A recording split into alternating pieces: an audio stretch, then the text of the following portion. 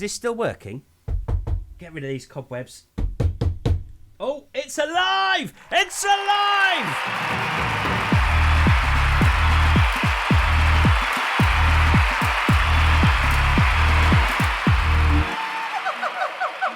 Hello! Welcome! Yeah, we're back. It is Brass Monkeys.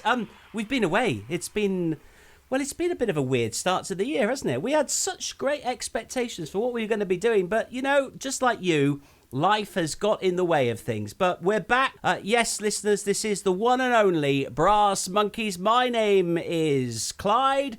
Over there is Cuddles. And he in the corner is Bingo, and it's great to have you back with us. If you've just found us for the first time, by the way, we are three reprobate monkeys who just basically wax on about anything that comes to mind, and we do it on podcasts and on our YouTube channel, and we usually chuck something out once every 3 or 4 weeks, although for those of you who've been following us for the last year or so, you'll have noticed we have been somewhat absent. But we are back, and I think before we go any further, it would be important to find out what everybody's been up to. So let's start with the youngest of our clan. Bingo, what's been happening in your world? Well, the youngest member, but also the most medically deficient, I think, as well.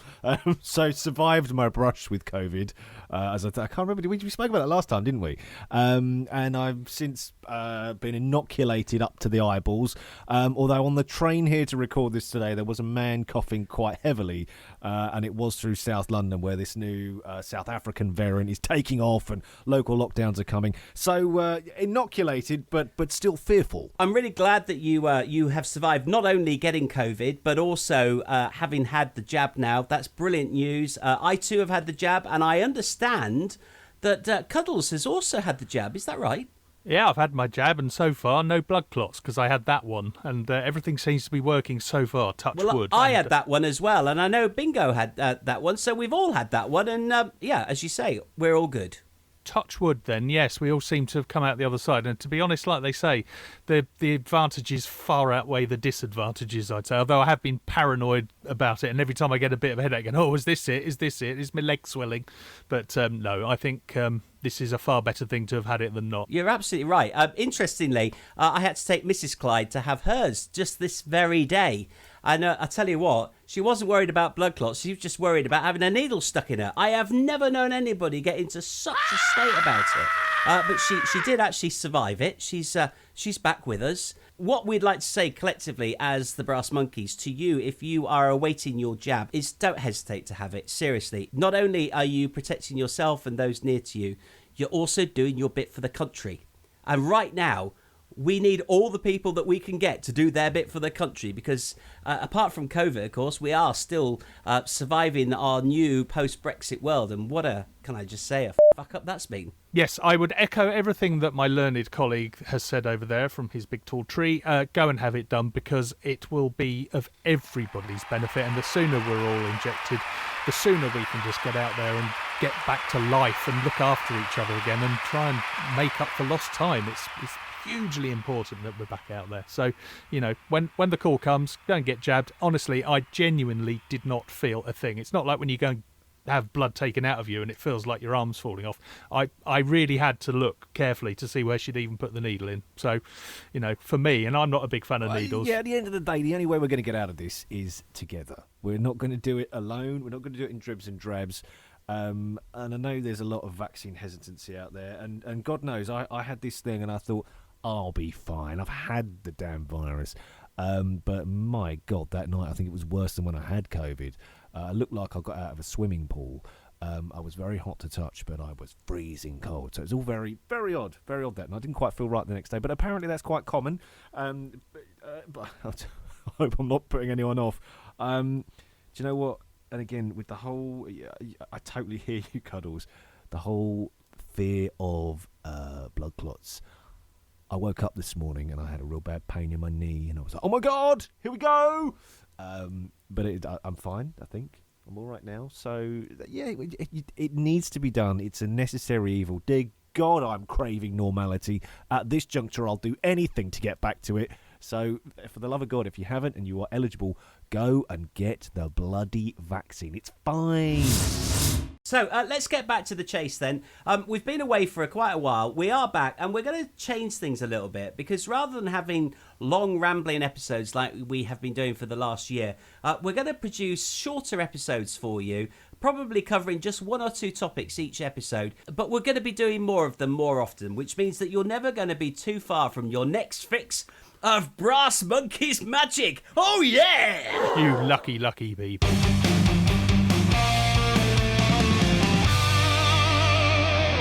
So let's get straight into it.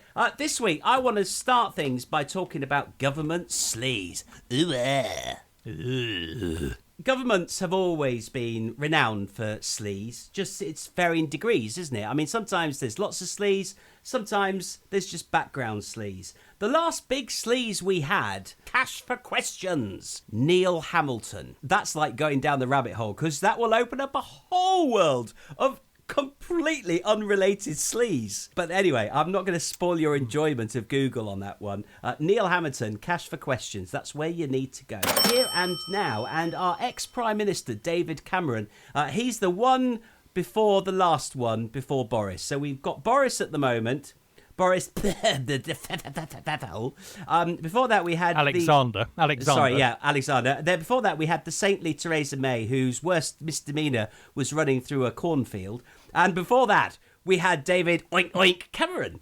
And do you know, the weird thing is, actually, I quite liked Cameron right at the beginning, before I really discovered that he was just... But anyway, he is at the centre of the biggest government scandal. What's it all about? It's about lobbying. And lobbying is one of those weird things that unless you're involved in government and high rolling, you probably wouldn't quite work out what it's all about. But lobbying is basically where you have people who have access to people in power, government effectively, the people who make policy, the people who tick off mass capital spending on projects. And the idea, of course, is that David Cameron, as an ex-Prime Minister, is extremely well connected. So, for instance, we're talking about the Chancellor, Rishi Sunak. He asked him for the company to be included in a COVID-related government loan scheme. He was in contact with Treasury Ministers Jesse Norman and John Glenn about his company. He met with Matt Hancock, along with a guy called Lex Greensill, who is the owner of the company Greensill that's at the heart of this. Don't forget, this is Hancock, who gave out contracts at the beginning of the COVID pandemic to people who had no manufacturing experience of PPE, but he would give them a contract to make it. So he met with them to discuss a payment scheme for NHS staff. There's been things to do with Liberty Steel. It reeks, absolutely reeks of, I'm going to say it, corruption. Disgusting, isn't it? The C word. Very well put there. I think you've summed up the whole situation. Basically, yes, he's got his snout in the trough. They all have. And when he's not got his snout in his trough, he's got his trough in something that you were hinting at earlier on. Oink, oink. But less said about that, the better, because we're all going to have our tea in a minute. And I shan't be having sausages on this occasion. Disgusting. Yes, the whole thing just absolutely, it's deja vu for those of us old enough to remember the major government of the early to late even 90s, where it was basically every day you turned the page of the paper, there was yet another Tory minister doing something he shouldn't have been. There was, of course, the aforementioned Neil Hamilton, but also Jonathan Aitken. That was another one. Went to prison. Yeah, he went to prison. Yeah, she went to prison. Yep, what was it with his sword of? He had a sword and a shield, didn't he? Oh yeah, the sword of bullshit. I think it was, wasn't it? And I think the shield of deflection.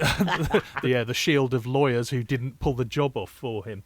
But he did, of course, though, find God inside prison. So that was something. Which is more than Jeffrey Archer did, because he also was a Tory who went to prison. Can I just go off on a complete aside? But yeah. I once, as part of a team, was fortunate to receive a Christmas present from Jeffrey Archer.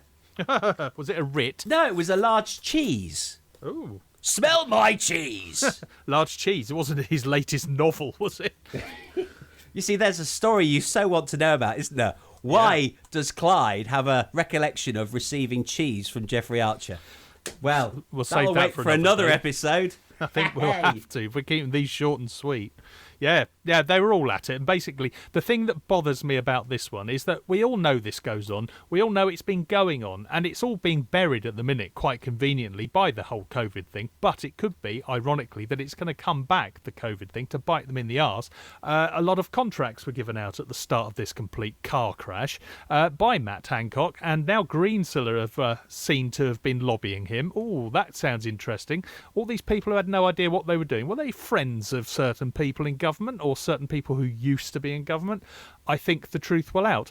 I hope it will out, but of course we have now heard that Boris Johnson, or Alexander de Pfeffel Johnson, as I really must keep calling him because that is his name, will not be holding a full public inquiry that will have any teeth. So basically a few people go, well, that's very naughty. Oh yes, well, we won't do that again. Like, let's try and forget about it. And like everything with this government, nothing seems to stick to them. And I really do hope that something at least comes out of this that causes people to do things differently in the future. But I'm afraid, being the cynic and realist that I am, I can't see it happening. I've just got to say, Bingo is jumping up and down in the corner. Bingo, I know you've got so much you want to say on I'm this. sorry, but what do people expect if they vote Tory? Come on, this was always going to happen. Do you know what? I know we're not going to play partisan anymore, but I can't help it on this occasion. I'm really sorry. I'm not sorry. Because let's face it, this was always going to happen. I know that the new Labour government under Tony Blair wasn't the perfect utopian vision that perhaps I believe it was, and potentially Tony Blair, yes, he's possibly guilty of war crimes. I'm not getting involved in any of that right now because that's my team, and I'm not in the mood for slagging them off today. But I'm totally in the mood for slagging off the Blues, who are just playing around with our lives and our money and doing whatever the they like with it, so their mates can all be, oh look, I've just made another million out the con, and they're sitting there and they're laughing at us. They are laughing at us, and it makes my piss boil because nobody seems to be doing anything about it, because all the media, it's all really hard right leaning. I began a few weeks ago. And I can't remember what it was. It might have been the COVID thing, but I began to see this right-leaning newspaper. It might have been the Express or the Mail. I do not buy either. I get the thing on the press preview on the news, and it was almost beginning to attack the government. I thought, oh, thank f***, we are almost at that point where the media turns the other way. They all turn against this shower of shit that we've got allegedly governing us at the moment. You're right, Matt Hancock's doing it. David, that ham-faced... But anyway, you know where I was going with that. This whole thing is just a shambles now, and we have got another 4 years of it. And I'm not sure it's got the strength or the capacity to hang on for that long. I really, really hope it hasn't. I really hope it hasn't. I mean, we are going to see in just a few short weeks' time the local elections. Just hopefully the Tories get absolutely decimated, and it will be the first on a wonderful step back to some sort of centre or centre-left government who aren't corrupt and aren't going to steal all your money, which is pretty much what this lot appear to be doing, who aren't just going to give contracts to their mates, and who are going to go through due process and do exactly the sort of things you would expect to happen in an elective democracy. Not any of this, oh, I'm friends with him. Oh, do you mind getting me a contract? Of course, old boy. What do you want? PPE? Yes, what's your company? Oh, it makes widgets for cans. Don't worry, we'll give you £5 billion. F*** off. Okay, well, Bingo, I think, has taken us in a direction that probably we need to just draw a line at that point. Let's move on to other things. Call the lawyers. I just want to finish off, though. This whole thing about businesses, big business, and this level of deal-making that seems to be going on. A really good example of how it affects us at a local level is you may have picked up that one of the things the government are wanting to do at the moment... Cuddles, what are you doing? Sorry, scratching. You are? Have you got eczema? Yeah. You would not believe how bad it is at the minute. The nits have been getting at me. You need to get down the vets and get some flea treatment, mate. Nah, the tree needs fumigating. Sorry about that. What I was going to say is, on a local level, you may have picked up in the last week or so, there's been very much this thing about you can go into your pharmacy and get a test. No, you can't. No, you can't. You can if you have access to a large supermarket. But if you go into your local pharmacy and say, can I have a free lateral flow test on the government's tab, please? They'll go, no. And you go, oh, why's that then? Because we ain't got any. You go, well, why haven't you got any? Well, because we haven't been allocated any. Why haven't you been allocated any? Because they've all gone to the fucking supermarkets. Yep, that's the story that everyone's... Big stores, big business, deals done. It stinks. Yeah, but there's also the fact that they have been allocated, because I do know someone who managed to get one from his little local pharmacy. This admittedly was in South London, so it wasn't sort of in the shires like what we is in. But he did say that he pretty much got the last one that was there, and they weren't expecting any more in a hurry. But what I would say is that you can get them by going online. It's very easy to order them online, because we have a little junior chimp in the household. But here. cuddles. Yes. That's not the point. No, I know it's not. It's not the point. You should be, if you live in a little village and you've got Should be able to get 'em. broadband access, or you're of a certain age and you don't have access to a computer or a smartphone or whatever, you should still be able to walk into your pharmacy, as the government has told us, and get your free lateral flow test. It's a failure, and the trouble is, time after time, this government hides behind technology. This is true. Yes, distancing themselves. I'm not making any apologies for them. I'm just saying there are ways and means. It's not quite as bad, but yes, there is a principle at stake, and I wholeheartedly agree, and I will give the government the kicking that it deserves. Right, I'm going to say we've done enough on this week. I think we'll probably revisit some areas of this in our next episode of Brass Monkeys. Absolutely. Because I think there's an awful lot to go on. Next, though, His Royal Highness, the Duke of Edinburgh. Late of this world. Before we do that, just a reminder, if you want to get in touch with us, we would love to hear from you. Hearing from you makes all of this worthwhile. If you want to drop us an email, we do have an email address. It's brassmonkeys@gmail.com. And we're also on the old Twitter. Yes, we're on the Twitter, and our handle is @BrassMonkeys, which is spelt BRASSMONKEEZ, or if you're American, Z. But we prefer Z because we as British monkeys, isn't we? We do have a website presence as well. There's not a lot on it. We are going to make an effort to update the website with some decent and interesting content, including earlier episodes of Brass Monkeys. So head your browser to brassmonkeys.org and you'll find us in our finest, or not, as the case may be. So, back to the matter in hand. So Prince Philip, as you will know, his funeral takes place on Saturday, the 17th of April. That may have been and gone by the time you listen to this particular episode, but that does not matter because there is much to discuss. Is there not, Cuddles? Yes, there is. He says, donning his black tie and... just put the armband on there. There we go. Broadcasting is currently... Is that the one with the swastika on it? You got the wrong one on. Very much not, though, given the... No, let's not go there. You've not got Harry's on, then. No, exactly. We're not at a fancy dress do now. No. The whole country is technically still in its... How many days? Is it 8 days of mourning we're officially observing, where Radio 2 sounds like it's gone back to 1965. Everything's gone all mournful. So every other song seems to be fucking Coldplay, so that can't be a good thing in my book. The man was 99. He's died. Very sad. Lived a full and very interesting life, if we want to be charitable, shall we say, and did a lot of good work for charity, it has to be said, without the connotations of Smashy and Nicey there. However, he was quite a fan of sticking his foot in it, wasn't he? And there are many, many things that I will remember him for over and above the Duke of Edinburgh scheme and the fact that he was the head of the WWF, yet on the other hand would go out shooting half the wildlife on his grand estates up in Norfolk. But never let that get in the way of a good story. I think the thing that's really piqued our interest or sort of got our monkey backs up more than anything is the fact that the BBC, and it has to be said the other national broadcasters, but the BBC in particular, approached the situation, the death of the next most senior royal in the firmament, the Queen's consort, her husband of 70 years. He's died, and they have to reflect that and show due deference, and rightly so.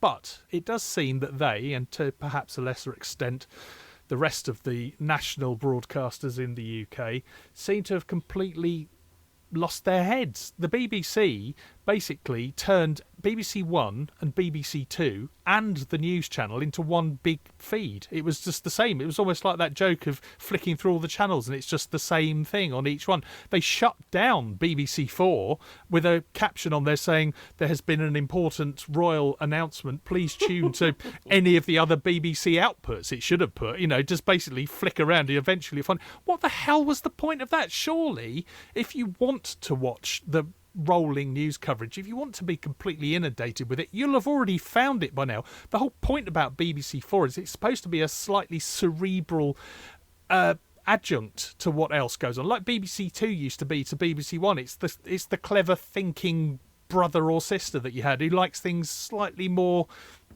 laid back, interesting, different. It wasn't there. There was no escape.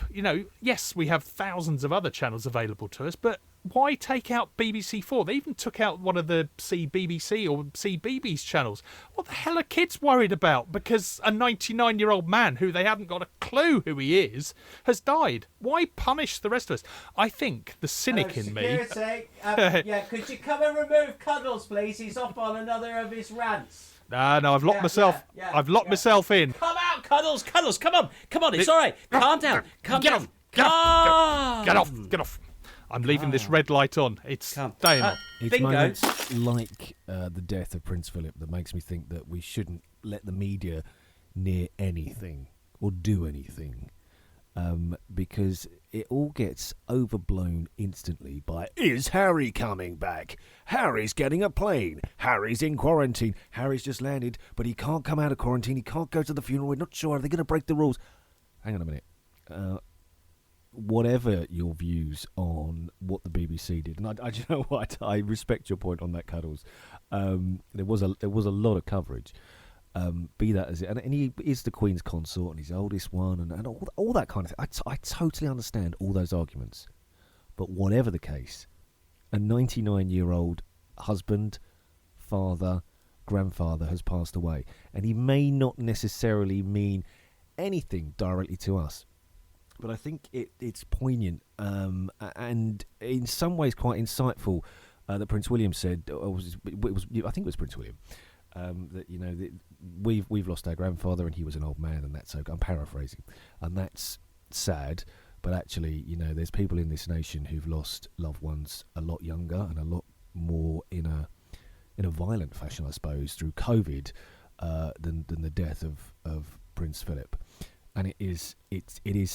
It's sad. Someone has died, and any life lost needs to be mourned because someone will have loved that person. But I think William's hit the nail on the head there, and he's read the mood of the nation perfectly. Probably a lot better than any of these media outlets, the BBC with their literal wall-to-wall coverage, or some of these tabloid press that are like, where's Harry? Is Meghan coming back? Meghan can't fly at 12 weeks pregnant, or whatever she is. Just leave them alone to grieve, for crying out loud. This is a family now that wants to grieve a grandfather, a father, a husband, all that. Just leave them alone. We've let Cuddles back into the room. Are you all right now? Yes, what I was going to say before I was so rudely interrupted and that hammer hit me on the back of the head, whoever that was, I know who you are. Who are you? The cynic and perhaps the realist in me, and I think there's probably more than a little bit of truth to this, is the fact that the BBC couldn't afford to run all those other channels at the same time because they're so strapped for cash that they couldn't afford to have them going. So it's like, this is the best excuse we've ever had for saving a few quid. Just show them Nicholas Witchell on 4 outputs at once. Bingo! Everyone's a winner. Not you, Bingo. Although you maybe had a hand in this. It wouldn't surprise me. I was watching Nickelodeon. That's about my intellectual level. Oh, Bingo, really? Commercial all the way for me, yes. Sorry, I'm tarring you with a brush there that you really don't deserve to be tarred with. I know you had nothing to do with it. I've got to say, though, Cuddles, your ranting about the BBC reminds me of a guy who, he's got quite a presence, actually, on YouTube. The voice of reason, he's known as, a guy by the name of Alex Belfield, has actually worked for the BBC, so does know what they're like. I have to say, some of the rants he has about them are brilliant. The guy has got balls of steel, I think is the best way of putting it. Some of the stuff he comes out with. And I know you've actually had a look across that, haven't you, yourself, Cuddles? And I'm interested in what you thought when you saw what I had seen. Yes, the example that you shared with me, which brought him to my attention, was his house being raided by Nottinghamshire police for some reason, and I still can't say I know why, but I did a little bit of digging into it, and it does seem that they're using some quite sinister tactics by which to try and sort of tar him again with a brush of some sort. I'm not entirely sure what he's done. I think he's been trying to point out that Nottinghamshire police haven't necessarily been doing what they should have been doing, or being as nice as they possibly should have been to certain sections of society. Is that something to do with it? Well, this is the interesting thing, isn't it? I mean, because the aspersions that Mr. Belfield lays out are that he has been, for want of a better expression, fitted up and having his house raided by police officers who've removed their identification numbers. Oh, yes, that's the thing that got me. I mean, what does that say? That And makes you unaccountable, doesn't Well, it? I was going to say, I seem to remember there was a period of time in the 1930s in Germany, in Munich, where brown shirts, the SA, walked around unidentifiable and unaccountable for their actions. Mm-hmm. And whilst not for one moment suggesting that our society is heading in the same direction, I think there should be alarm bells ring when we see things like that. And that's the thing, is that actually he has captured it on video. Yeah, So, yeah. you know, it's one thing... Unfortunately for them. Exactly. It's one thing to say, oh, I heard this. It's another to actually see the physical evidence. We're going to pop the link to Mr. Belfield's Voice of Reason on the end of this. Have a look for yourself and let us know what you think. We're going to reach out to him as well and let him know that we've been discussing his interesting case, and we'll keep you up to date on what happens. We said we were going to keep these episodes shorter, and I think that's a really good place to finish for this particular comeback episode of Brass Monkeys. It's been lovely to have you with us wherever you may be. Do get in touch. As we say, if you want to email us, it's brassmonkeys@gmail.com.